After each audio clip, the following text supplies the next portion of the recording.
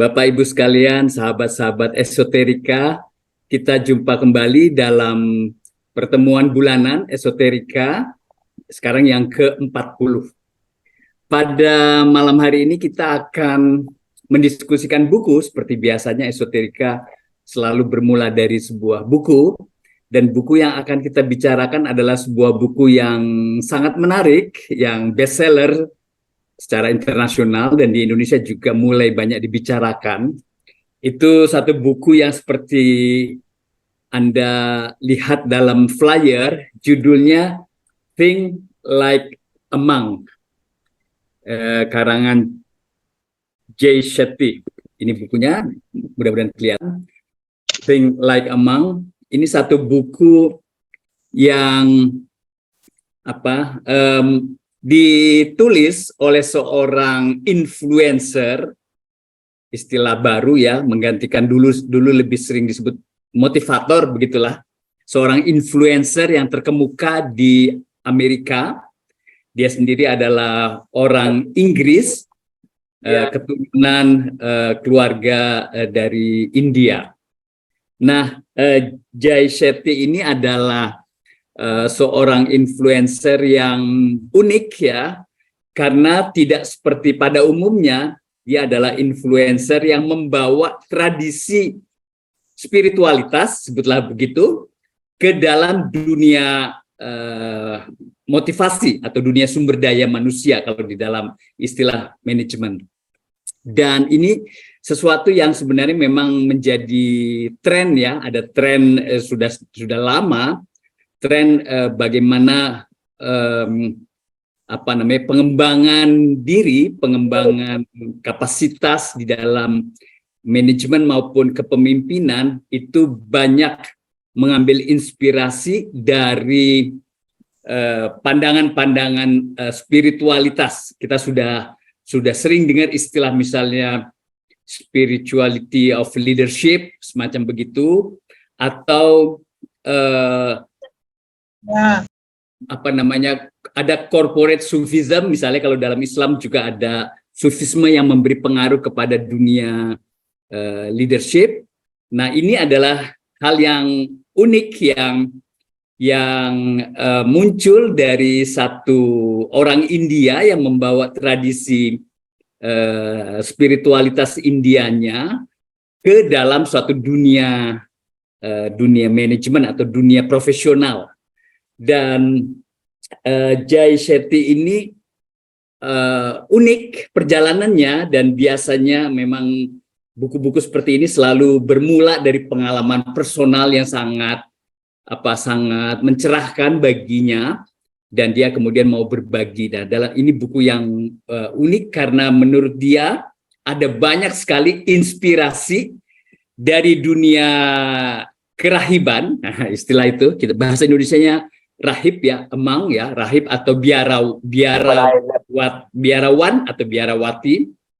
Jadi ada satu inspirasi dari dunia kerahiban yang bisa dipakai terutama dalam disiplin cara hidup dalam dunia profesional. Kira-kira seperti itu ininya gagasannya. Nanti kita akan mendiskusikan ini, tapi sebelumnya kita lihat dulu satu ringkasan video yang disiapkan oleh Anik dan kawan-kawan tentang tema ini. Silakan Anik. When I left being a monk around 5 years ago, and when I left, it was like, oh my God, I'm in the real world now again. Real world. I have to think about how to apply all this. I'm going to test for real all this stuff that I've learned. And I was scared. Like, I was nervous, I was anxious, and all those things that I've been trained not to be rushed back. Because for the first time in my life, I had to really put it into practice. And I love that feeling. I'm so glad that I had to do that. So for me, actually, the mindset is completely trainable to bring into the real world. That's what I'm trying to do. And what it allows you to do is, it allows you to gain clarity and perspective when you need it. Because you know when you can just take a bird's eye view from something. You know when you need to get close into something. You know when you need to pull back from something. There's a beautiful verse in the Bhagavad Gita that says that detachment is not that you own nothing. Detachment is that nothing owns you. And I love it because to me that summarizes detachment in a way that it's not usually explained. Usually people see detachment as being away from everything. Actually, the greatest detachment is being close to everything and not letting it consume and own you. And that's real power, that's real strength. How many people do we know that have had fame and then that fame has ruined them? So for me, that definition of detachment is possible to practice even in the real world, rather than saying, oh, I'm just gonna have a really simple life, I'm just gonna have nothing in life. What was the best part about being a monk? The best part about being a monk is that your morning routine and practices are so powerful that you can actually aspire for more incredible values in life. Because your mind is clear. Because your mind is clear and you have that ability to have more clarity so you can seek that which is higher. So I'll give an example of what I mean. Define, Yeah. is that what you're about to define? Yeah. What is higher? Yes, exactly. So for me, being able to overcome ego, being able to overcome envy, being able to overcome jealousy, being able to overcome the negative of competitive state. There's a positive competitive state and there's a negative competitive state. Today, when people are looking on Instagram or Facebook or YouTube, all you're looking at is, oh, she got that many likes, or he got that many likes, she got engaged, or he got married, or, oh my God, look at her body, or look at that. And it's like, that stuff's destroying us inside. Envy, jealousy, ego, greed. To be able to have enough clarity to purify yourself of those things is gonna alleviate the biggest anxieties and depressions of our time and mental health problems. And we know that. We know that because all the mental health research today suggests that things like isolation, overexposure, we now can have more pain consumption in one day because of what we're exposed to than the pain we would have had in a lifetime. That's huge. Like that's ridiculous to think that in one day, because of the media, news and social media, we consume more negative than we did in a lifetime. For me, being able to have time, energy and clarity to focus on self-purification, that is the best thing about being a monk. Because you have that time, reflection and a process and an environment that only allows you to become more purified of those things.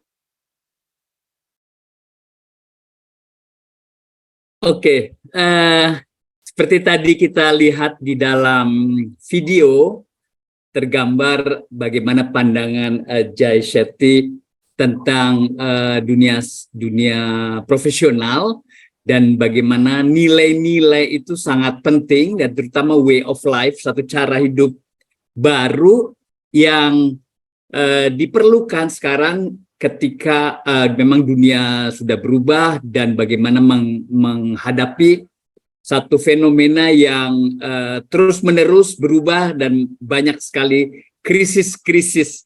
Nah, hal seperti itu menarik karena seperti tadi istilah-istilah kalau kita mengenal dunia spiritualitas ada banyak kata-kata kunci yang muncul dari pernyataannya Jay Shetty ini yang memberikan kita kemudian kesadaran bahwa dunia spiritual dan dunia manajemen atau kepemimpinan itu sebenarnya dunia yang bisa bersambung, berjalin kelindan. Kita bisa mempunyai satu cara hidup baru yang menjadi lebih concern kepada nilai-nilai dan etika dalam kehidupan bersama dengan welas asih atau compassion.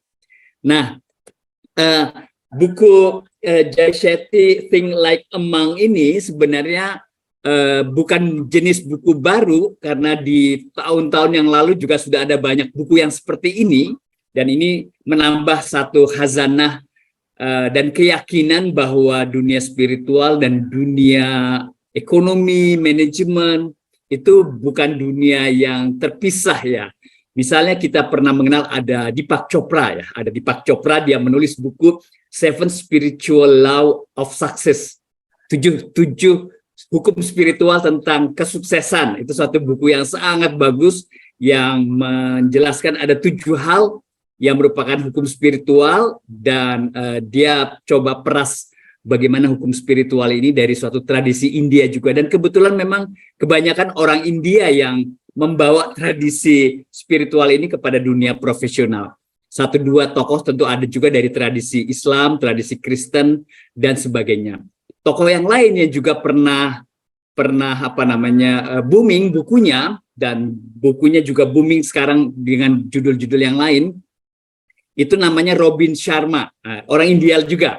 Robin Sharma, dia menulis satu pengalaman juga mirip dengan Jay Shetty ini, berdasarkan suatu pengalaman di dunia kerahiban ya.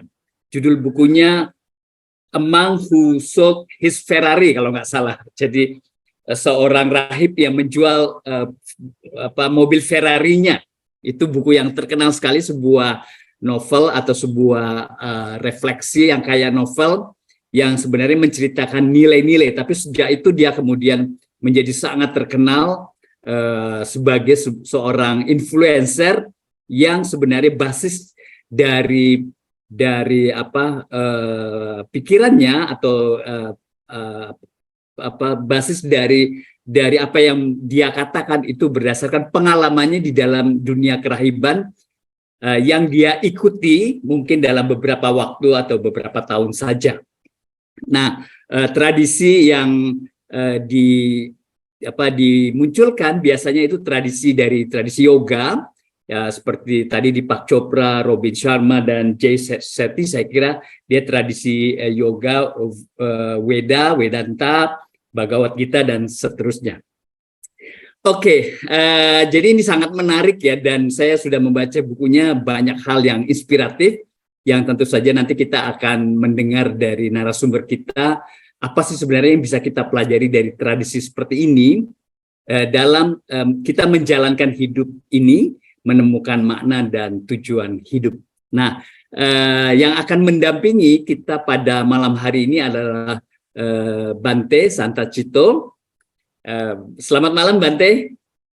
Selamat malam, Pak Budi. Ya, saya senang sekali bisa ketemu kembali dengan Bhante. Bhante pernah mengisi juga beberapa kali esoterika kita di bulan-bulan yang lalu.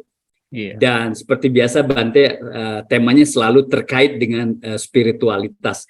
Bhante Santacito adalah Ketua Sekolah Tinggi Agama Buddha di Batu, Malang, dan sehari-harinya beliau adalah seorang Bhante atau biksu yang tentu saja hidup dengan cara hidup kerahiban agama Buddha ya. Nah, banyak hal pasti kita akan pelajari. Pada malam hari ini kita akan dengarkan dulu presentasi atau bacaan dari Bhante Santacito atas buku ini yang tradisinya pasti sangat dekat dengan tradisi Buddhis atau bahkan tradisi spiritual secara umum. Silakan Bhante. Iya, baik, terima kasih Pak Budi Munawar dan juga sahabat-sahabat yang ada di Zoom ini. Dan selamat malam semuanya, salam sejahtera untuk kita semua. Dan memang tadi telah disebutkan oleh Pak Budi Munawar bahwa tradisi rahib yang dipraktikkan oleh Jay Shetty dalam bukunya ini yang kita baca memang boleh dikatakan mirip dan sangat mirip dengan tradisi kehidupan biksu atau rahib di dalam yang kami praktikkan sebagai seorang Buddhis. Dan kalau kita perhatikan, Jay Shetty ini sebenarnya belajar tradisi rahib tidak hanya di Buddhis, karena di awal sebenarnya seperti yang tadi disampaikan bahwa dia ini sebenarnya seorang dari India, orang tuanya dari India, keturunan India yang tinggal di Amerika, yang seperti para orang pada umumnya yang biasanya yang dikejar adalah karier, adalah materi, kemudian apapun hal-hal yang umumnya dikejar oleh manusia pada umumnya, itu kenikmatan indrawi. Tetapi kemudian suatu saat dia melihat ada seorang biksu. Nah, di sini biksu, terutama adalah biksu dari Tibet yang sedang memberikan presentasinya berkenaan dengan kehidupan. Nah, dia terkejut karena ternyata ada sebuah kebahagiaan yang dikatakan oleh biksu ini yang justru diperoleh bukan dengan cara mengumpulkan, tetapi justru dengan cara melepas, dengan cara detach. Tadi sering dalam videonya juga ada istilah detachment. Itu menjadi memang salah satu hal yang sangat penting untuk dipraktikkan oleh kami para biksu. Kalau kami dalam tradisi di Buddhis yang saya praktikkan, itu ada Buddhis Theravada. Tradisi Theravada menggunakan kitab sucinya Tipitaka, sehingga menggunakan istilah biku instead of biksu. Kalau biksu adalah tradisi Sansekerta, tapi kemudian juga dalam bahasa Indonesia sering dikenal sebagai rahib juga. Nah, di sini ada Jay Shetty ini mendengarkan presentasi yang diberikan oleh seorang biksu dari Tibet, yang kemudian dia betul-betul boleh dikatakan ada semacam pencerahan di mana dia mulai berpikir sesuatu yang sangat berbeda. Yang tadi saya katakan awalnya, apa yang dia pikirkan seperti orang pada umumnya, bahwa kebahagiaan yang diperoleh itu adalah dengan cara banyak mengumpulkan. Apa itu mengumpulkan uang sebanyak-banyaknya, katakan meniti karirnya setinggi-tingginya, tetapi di sini malahan ditunjukkan bahwa ada kebahagiaan yang muncul dengan cara melepas. Nah, ini yang menjadi satu hal yang sangat berbeda. Nah, kemudian dari sejak itulah kemudian Jay Shetty ini terlihat mulai belajar spiritualitas yang sifatnya adalah selalu mengajak untuk selalu detach.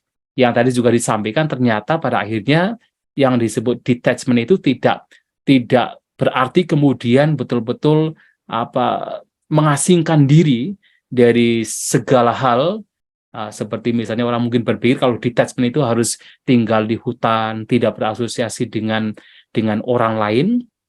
Tetapi detachment di sini lebih mengacu kepada internal, mengacu kepada sesuatu yang di dalam. Jadi batin yang tidak melekat. Seseorang boleh berasosiasi sedekat-dekatnya dengan duniawi. Nah, tetapi kemudian batinnya tidak melekat. Jadi kalau di dalam ajaran Sang Buddha menyampaikan bahwasanya hidup seperti terate. Nah, hidup seperti terate. Walaupun terate itu tumbuh di lumpur yang kotor, tetapi bunganya tumbuh mekar tanpa dikotori oleh lumpur. Artinya kita hidup di dunia, hidup di tengah-tengah masyarakat yang begitu kompleks. Tetapi bagaimana batin kita itu selalu bersih, batin kita selalu detach, tidak melekat dengan apapun yang ada di dunia. Nah, itu ya kalau kita bandingkan dengan apa yang dikatakan oleh Jay Shetty adalah demikian. Jadi detachment itu bukan sesuatu yang kita itu harus betul-betul away, betul-betul kita terasing dari sosial, tetapi bagaimana batin kita itu yang detach batin kita walaupun di tengah-tengah masyarakat yang begitu kompleks, penuh dengan masalah, tetapi batin kita tetap tidak melekat, batin kita tetap bersih. Nah, itu yang dia juga pada akhirnya mempelajari hal demikian.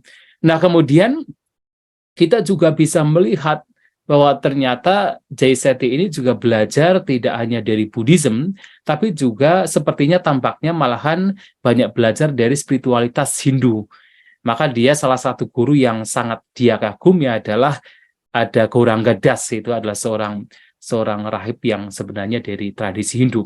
Dan dalam bukunya juga banyak mengutip, walaupun ada beberapa yang saya perhatikan, ada mengutip dari beberapa kutipan dari teks Tipitaka atau Tripitaka, yaitu teks menjadi kitab suci agama Buddha, tapi juga ia juga kebanyakan mengutip dari teks-teks Hindu seperti Bhagavad Gita atau teks Veda, itu yang banyak dia kutip. Maka sebenarnya dia itu belajar kehidupan sebagai rahib atau sebagai emang, tetapi secara umum. Jadi tidak hanya dari satu tradisi, seperti misalnya kalau saya belajar dari satu tradisi yaitu Buddhism, nah tetapi Jay Shetty ini belajar dari banyak tradisi, baik dari Hindu maupun dari ajaran Buddha. Nah, itu yang bisa kita lihat di dalam bukunya. Nah, kalau kita perhatikan sebenarnya saya tidak membaca keseluruhan bukunya, kan memang bukunya juga sebenarnya besar, banyak, dan juga setelah dibaca juga sebenarnya semua hal yang dia sampaikan di sana adalah wisdom, adalah kebijaksanaan, banyak inspirasi yang kita peroleh dari apa yang dia tulis secara keseluruhan, hampir semuanya. Hanya saja karena memang misalnya dalam satu topik dia menceritakan satu hal tetapi kemudian melebar, jadi ya dia katakan dalam tulisannya itu menceritakan banyak cerita dan sebagainya sehingga melebar, ada kalanya kita sulit untuk merangkum apa sebenarnya yang ingin dia sampaikan. Tetapi intinya adalah bahwasanya dalam apa yang dia sampaikan dalam buku tersebut itu ada 3 hal. Nah, maka bab-babnya ada 3 bab, bab utamanya yang dia sampaikan. Yang pertama berkenaan dengan let go, yaitu melepas. Yang kedua berkenaan dengan grow atau bertumbuh. Yang ketiga adalah give atau memberi. Jadi dengan kata lain bahwa pertama yang harus kita lakukan adalah melepas. Hanya dengan kita melepas, kemudian kita mempunyai kesempatan untuk bisa bertumbuh. Nah, kalau kita bertumbuh, maka kita bisa memberi ke yang lain. Nah, sekarang pertanyaannya adalah apa yang dilepaskan? Nah, itu yang harus kita ketahui, dan ini ya saya juga ingin berbicara dalam perspektif Buddhism ya, karena saya pribadi rahib rahib atau biksu Buddha. Nah, sehingga ada hal yang tentunya boleh dikatakan sama antara yang dipraktikkan oleh JCT berkenaan dengan melepas, let go. Jadi melepas di sini seperti yang tadi disampaikan di awal, bahwasanya ternyata ada kebahagiaan yang muncul justru dengan melepas, bukan dengan sekedar mengumpulkan. Ada kebahagiaan yang muncul dengan cara melepas. Karena apa? Karena sesungguhnya ketika kita banyak mengumpulkan, tetapi mengumpulkan yang kemudian disertai dengan kemelekatan, disitulah banyak penderitaan. Kalau di dalam agama Buddha ini ada satu analogi. Jadi ya, kalau Sang Buddha mengatakan begini, manusia itu mempunyai, katakan disebut sebagai unoloko atito tanhadaso. Artinya selalu merasa kurang. Kemudian tidak puas sehingga menjadi budak nafsunya sendiri. Mengapa dikatakan selalu merasa kurang? Coba kalau kita perhatikan dalam batin kita, apapun yang kita peroleh, sebanyak apapun kesenangan indrawi yang kita peroleh, kita dapatkan, kita itu selalu merasa kurang. Kita sudah mendapatkan misalnya uang 1 juta barangkali, ingin 2 juta. Sudah mendapatkan 2 juta, ingin 10 juta. Sudah mendapatkan 10 juta, ingin 100 juta. Sudah dapat 100 juta, ingin 1 M. Sudah 1 M, ingin 2 M, dan seterusnya demikian. Tidak pernah merasa cukup. Dan pada akhirnya adalah seseorang menjadi tidak puas, selalu tidak puas, merasa kurang, tidak puas, dan kalau tidak hati-hati, ia akan menjadi budak dari nafsunya sendiri. Nah, kalau sudah menjadi budak dari nafsunya sendiri, maka penderitaan akan muncul. Dari apa? Keinginan yang tidak terkendali. Nah, disinilah ternyata dengan cara mengumpulkan, dengan cara mendapatkan, memperoleh sebanyak-banyaknya, tentu dengan kemelekatan, dengan berbagai macam keinginan, yang itu juga dalam buku ini disebut sebagai monkey mind, pikiran monyet yang terus pikirannya terus melonjak dari satu seperti monyet. Kalau kita perhatikan dalam bukunya juga ada satu perumpamaan yang diambil dari kitab Tipitaka, yang mana pikiran kita itu seperti monyet yang meloncat dari satu pohon ke pohon lainnya, dari satu cabang ke cabang lainnya. Atau kalau kita melihat monyet di hutan yang sedang berada di pohon dengan buah yang lebat, mulutnya sudah mengunyah makanan, kedua tangannya sudah memegang buah, tetapi melihat buah yang lain akan melempar buah yang ada di tangannya, dan akan terus demikian. Pikiran terus berkembang dengan berbagai macam keinginan, kemelekatan yang padanya menjadi budak keinginannya sendiri, dan dia menderita sendiri. Maka tahap pertama yang harus kita lakukan adalah let go, yaitu melepas. Nah, tapi kemudian sesungguhnya apa yang kita lepas? Yang kita lepas tidak lain adalah hal-hal yang buruk. Jadi bukan kita melepaskan hal yang baik, tetapi adalah hal-hal yang buruk. Yang buruk itu bisa muncul dari eksternal dan juga yang muncul dari internal. Yang eksternal tentunya adalah ya salah satu yang juga ditulis di sini, misalnya adalah teman yang tidak baik. Itu juga salah satunya. Karena kadang begini, mungkin orang ada seseorang yang memang penuh dengan compassion, penuh dengan apa namanya, kasih sayang, belas kasih, barangkali ya karena ada compassion, kemudian nggak apa-apa kita bisa berasosiasi dengan orang yang walaupun dia itu tidak baik. Tetapi yang harus kita ingat juga adalah seberapa kuat mental kita. Kalau mental kita itu belum kuat, artinya batin kita belum kokoh, kita masih mudah untuk dipengaruhi oleh teman kita, oleh orang lain, dan ketika kita kemudian berteman dengan orang yang sebenarnya tidak baik, orang yang sebenarnya bisa mengajak kita ke hal-hal yang buruk, itu juga bahaya. Nah, itu diibaratkan seperti kalau misalnya ada seseorang yang tenggelam di air, kemudian kita karena belas kasih kita, kemudian kita ingin menolong. Tetapi kemudian sebenarnya kita tidak bisa berenang. Jadi alih-alih kita itu bisa menolong orang yang tenggelam, kita pun juga akan ikut tenggelam. Maka daripada kita kemudian ikut tenggelam, ya kita bisa mencari cara yang lain. Artinya kita bisa mencari orang yang memang bisa berenang. Sedangkan kita tidak akan berenang di sana, karena kita belum bisa berenang. Nah, dalam hal ini juga sama. Salah satunya adalah kita juga harus bagaimana melihat sekeliling kita. Nah, hal-hal yang buruk yang nantinya memberikan pengaruh yang buruk bagi perkembangan batin kita, karena ketika berbicara think like kemang, artinya kita berpikir seperti seorang rahib, seperti seorang biksu, adalah kita itu selalu melihat ke dalam. Selalu kita itu melihat apa yang buruk dalam batin kita dan apa yang baik, dan sehingga apa yang buruk harus kita lenyapkan, yang baik kita kembang tumbuhkan. Itu yang dilakukan oleh seorang biksu atau seorang rahib. Maka awal kita memperhatikan kehidupan atau cara hidup, cara berpikir sebagai seorang biksu adalah kita juga harus melihat hal-hal yang buruk yang ada di luar diri kita pun juga kita berusaha untuk bagaimana kita tidak terseret oleh hal-hal yang buruk tersebut.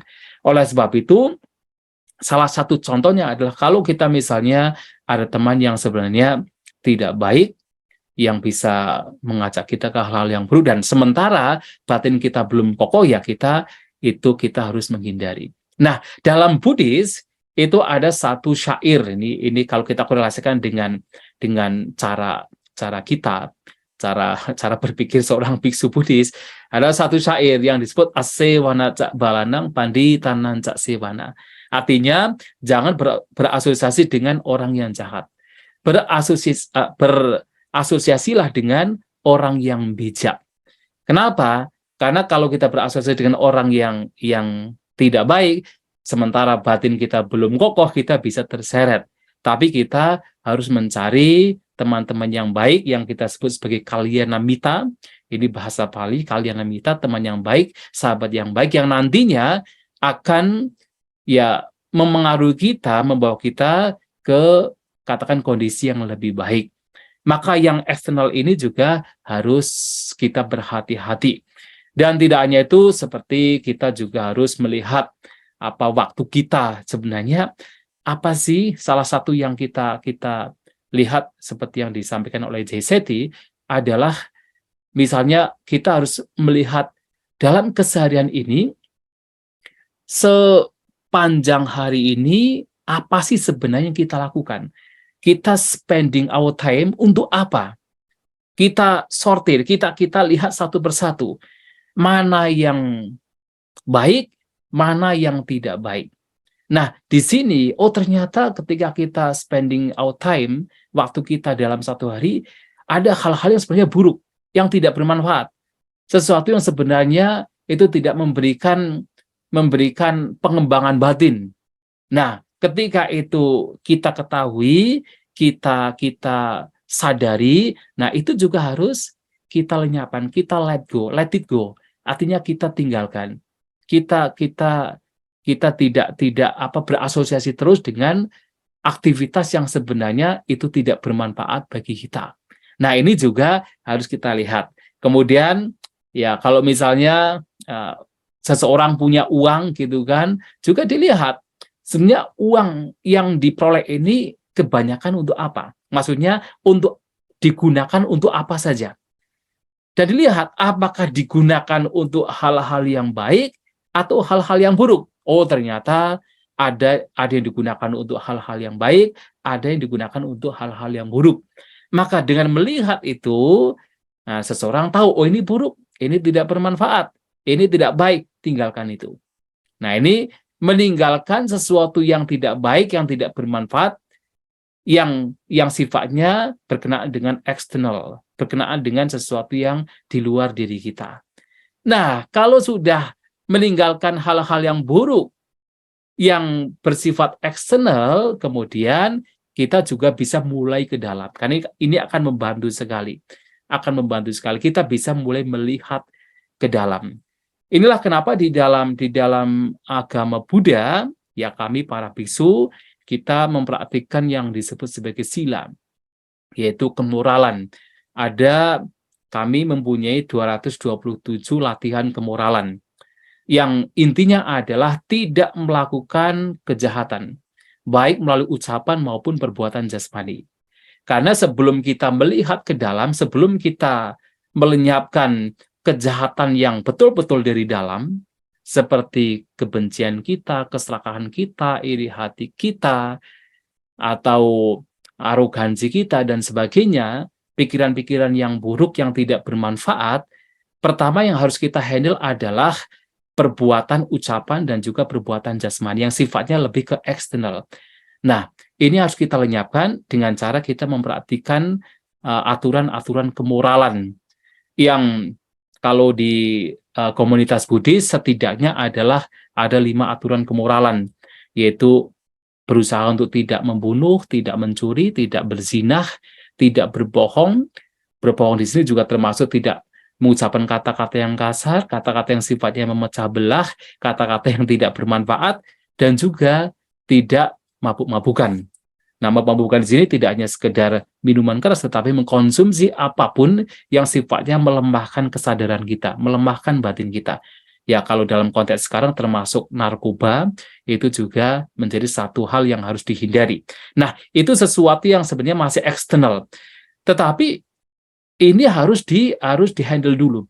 Sebelum kita masuk ke dalam batin, maka harus menghandle yang eksternal dulu. Nah, sehingga setelah yang eksternal, yang buruk-buruk, yang tidak bermanfaat, itu sudah bisa kita handle, kita sudah mulai melakukan purification atau pembersihan dari hal-hal yang buruk secara eksternal, nah kita akan lebih mudah untuk melihat ke dalam. Nah, dalam buku ini pun juga, kita pun juga harus melihat ke dalam, termasuk salah satunya adalah melihat ketakutan, yaitu fear, jadi ketakutan yang ada di dalam. Kalau dalam Buddhis sebenarnya ya apapun kotoran batin, pikiran-pikiran buruk, ya keserakahan, kebencian, ketidaktahuan, ini adalah induknya. Ya, karena ada induk berarti ada anak cucunya, termasuk yaitu kemarahan, kedengkian, iri hati, kecemburuan, arogansi, nah kepura-puraan dan sebagainya, itu baru kemudian bisa kita lihat, dan kita pun juga diupayakan untuk melenyapkan apapun pikiran-pikiran yang buruk yang ada.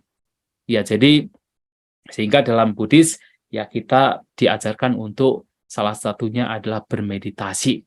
Nah, di bukunya J-Sakti juga untuk melenyapkan negativitas, kemudian ketakutan dan sebagainya, apakah terutama adalah yang dari dalam batin, juga diajarkan meditasi, ya breathing out and in. Jadi meditasi menggunakan keluar masuknya nafas, yang ini juga sangat sama dengan salah satu jenis meditasi yang diajarkan oleh Sang Buddha, yang kami para biksu juga mempraktikkan. Setiap hari kita mempraktikkan meditasi, yang mana salah satunya adalah meditasi menggunakan objek keluar masuknya nafas. Mengapa objek keluar masuknya nafas ini penting?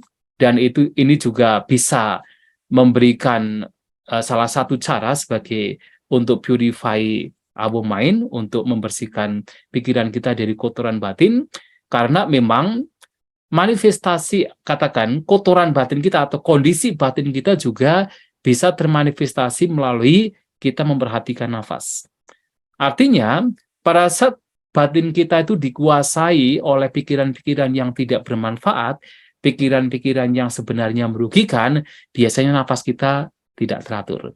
Misalnya pada saat kita cemas, nafas kita menjadi terengah-engah, tidak teratur. Pada saat kita muncul ketakutan, nafas kita juga tidak teratur. Pada saat kita muncul keserakahan, muncul kebencian, kemarahan muncul, kedengkian muncul, iri hati muncul, cemburu muncul, biasanya nafas kita menjadi tidak teratur. Nah, kan tetapi ketika batin kita mulai tenang, batin kita mulai coming down, batin kita mulai terkonsentrasi, kecemasan lenyap, ketakutan lenyap, kegelisahan, kecemasan itu, kekhawatiran lenyap, pikiran menjadi tenang, maka kita bisa melihat, merasakan nafas kita pun juga akan menjadi semakin tenang, semakin halus, semakin teratur. Nah, itulah kenapa meditasi menggunakan nafas juga sangat dianjurkan dalam praktik untuk kita mempraktikkan letting go, mempraktikkan batin yang melepas, batin yang detach, batin yang tidak melekat.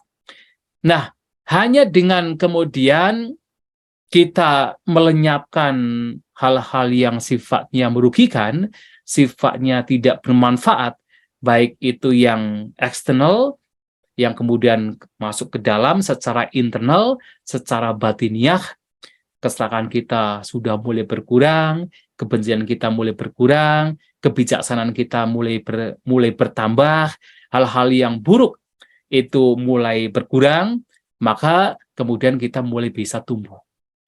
Mulai ada pertumbuhan di dalam batin kita, yang dalam hal ini adalah secara alami, hal-hal yang baik itu akan bertumbuh.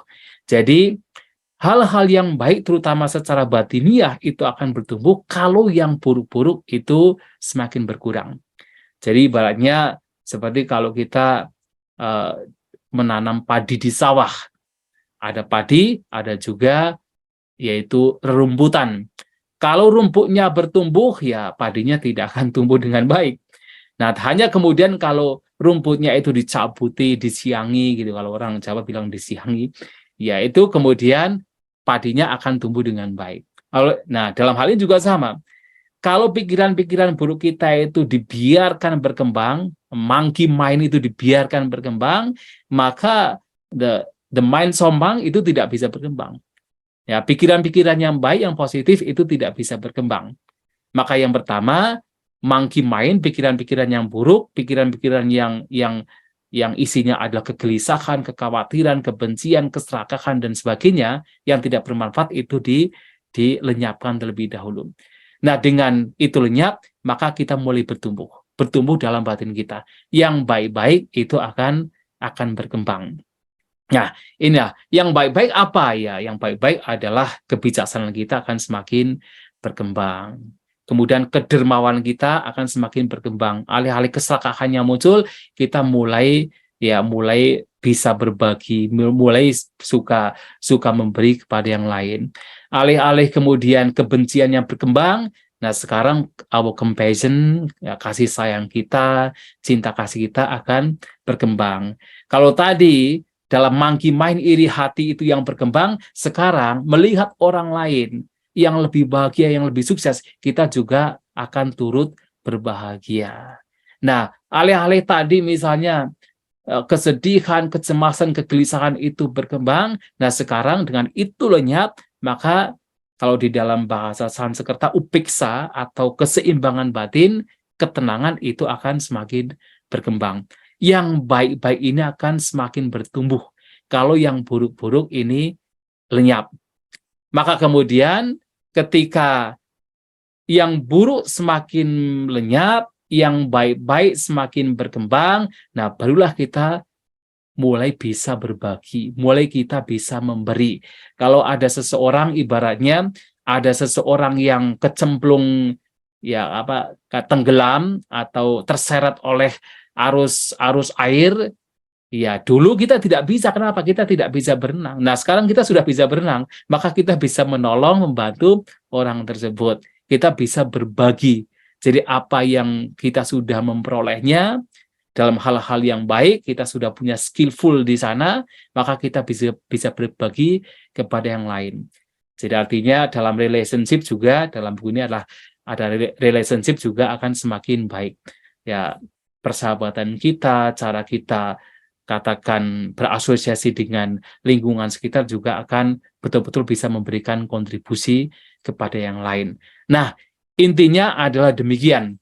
Yang mana dalam buku ini juga ada selain ada meditasi dengan cara memperhatikan keluar masuknya nafas, juga ada meditasi dengan cara visualisasi. Yang mana memang ini akan sedikit berbeda dari apa yang diajarkan Sang Buddha, karena di dalam visualisasi yang ada di dalam bukunya J.C. ini, itu visualisasi betul-betul kita tuh membayangkan kita tuh berada di sebuah tempat yang kita membuat kita nyaman dan sebagainya. Ya itu baik juga sebenarnya. Akan tetapi dalam Buddhism kita juga memperhatikan meditasi visualisasi, tetapi kita memvisualisasi objek yang sifatnya statik. Artinya kita membayangkan satu objek, tetapi itu sifatnya statik, bukan kita membayangkan objek yang kita pilih. Misalnya kita dalam bukunya ini kan, misalnya kita membayangkan kita berada di pinggir pantai, kemudian kita berjalan, kita menyentuh pasir dan sebagainya.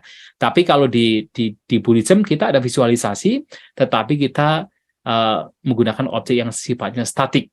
Nah, tetapi kemudian dalam buku ini juga ada praktik meditasi dengan cara yaitu chanting, atau karena basic dari J.C. ini lebih kepada Hindu, maka menggunakan chanting yang bisa diperoleh di kitab Hindu seperti kitab Veda.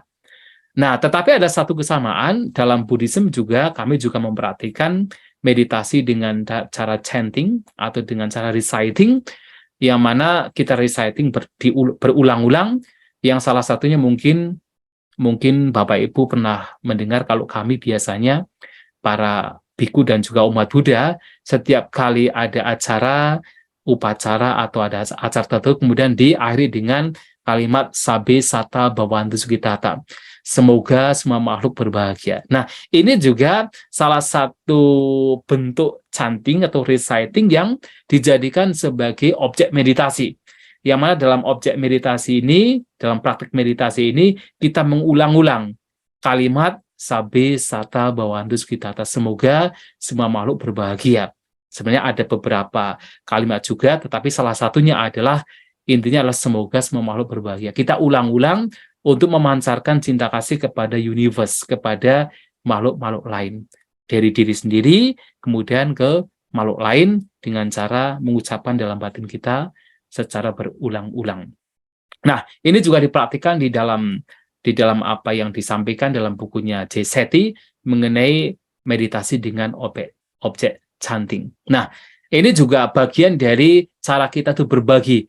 Tidak hanya dalam kami para biksu juga sama, kami dalam praktik meditasi menggunakan chanting tadi, salah satunya adalah kita betul-betul memancarkan cinta kasih ke dalam diri kita terlebih dahulu, dengan cara mengucapkan semoga saya berbahagia, bebas dari kebencian, bebas dari permusuhan, bebas dari keinginan untuk melukai. Nah, kemudian dengan kita merasakan kebahagiaan karena batin menjadi semakin bersih, batin tidak ada kebencian sama sekali, tidak ada permusuhan sama sekali, baru kemudian kita memancarkan ke makhluk-makhluk lain. Dengan cara kita, apakah dengan menggunakan bahasa Pali, tapi harus kita pahami maknanya, atau kita bisa menggunakan bahasa Indonesia, yang jelas kita memahami maknanya. Memberikan kebahagiaan dalam batin kita, membebaskan batin kita dari kebencian, permusuhan, baru kemudian kita juga memancarkan.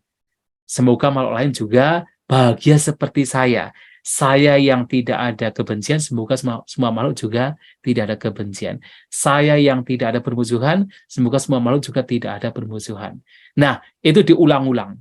Diulang-ulang di dalam praktik meditasi. Dan ini juga dipraktikkan di dalam praktik meditasi yang disampaikan oleh J.C. Intinya adalah kalau kita berbicara think like a monk, ya yang kami para bisu Buddhis terutama praktikkan adalah memang kita itu lebih melihat ke dalam. melihat ke dalam. Jadi bagaimana kita berusaha, dan ini juga tentunya seperti yang tadi disampaikan oleh Bapak Budi Munawar, ini juga bisa dipraktikkan oleh siapapun, termasuk J-Side itu juga mengatakan bisa dipraktikkan oleh siapapun, tidak harus sebagai seorang biksu dengan uniform seperti ini, tidak harus, karena ini berkenaan dengan internal dalam diri kita. Maka intinya adalah bagaimana kita berusaha untuk melenyapkan hal-hal yang buruk terutama batin kita, pikiran-pikiran yang buruk, dan kemudian kita mengembangkan hal-hal yang baik, pikiran-pikiran yang baik. Dan intinya adalah demikian. Keserakahan kita lenyapkan, kebencian kita lenyapkan, ketidaktahuan kita mengenai apa yang baik dan buruk kita lenyapkan, baru kemudian secara alami yang baik-baik itu akan semakin berkembang. Cinta kasih kita berkembang, belas kasih kita berkembang, rasa simpati kita berkembang, ketenangan batin kita berkembang, wisdom kita juga berkembang. Nanti ada konsentrasi kita berkembang, termasuk yang sering kita bicarakan, mindfulness, perhatian kita juga berkembang, erling kita juga berkembang. Itu hanya ketika yang buruk-buruk ini dilenyapkan. Nah, kalau sudah demikian, memang seperti seorang pakar berenang, maka dia bisa memberi kepada yang lain. Bisa berbagi kepada yang lain. Nah, intinya demikian, Pak Budi Munawar. Ya, jadi saya korelasikan dengan apa yang dipraktikkan di dalam kehidupan biksu, kehidupan rahib dalam komunitas Buddhis. Ya, terima kasih.